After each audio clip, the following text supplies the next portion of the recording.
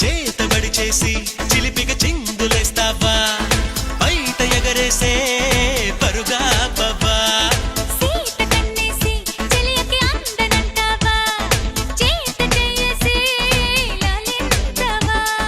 నడుగున ఊగే జడగంట తిప్పుకోక నీ వెనుక ఎగబడి రాగే చెలిమంట ఎంత చెప్పినా